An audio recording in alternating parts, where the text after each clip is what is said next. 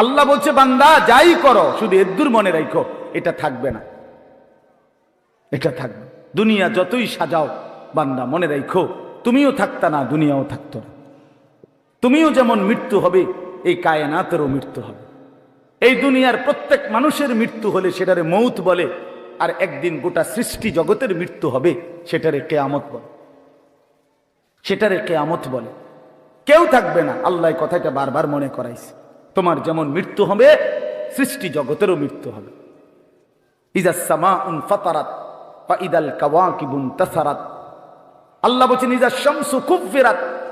আল্লাহ তাআলা এভাবে বারবার বলছেন ইজা সামাউন শাক্কাত, আসমান ভেঙে যাবে, চূর্ণ বিচূর্ণ হয়ে যাবে, তারকারাজি খসে খসে পড়বে, সূর্য চন্দ্র আলোহীন হয়ে পড়বে।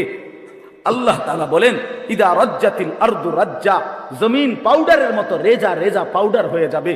আল্লাহ তাআলা বলছে পাহাড়গুলো তুলার মতো ধুলির মতো উঠতে থাকবে। আল্লাহ বলছে বান্দা একদিন আমি গোটা কায়নাত আমি শেষ করে দেব, আমার সংসার আমি গুছায় ফেলবো, আমার এই কায়নাত আমি আল্লাহ তাআলা ইসরাফিলের সিঙ্গার ফু দিলে আমি আল্লাহ তাআলা গুটিয়ে ফেলবো।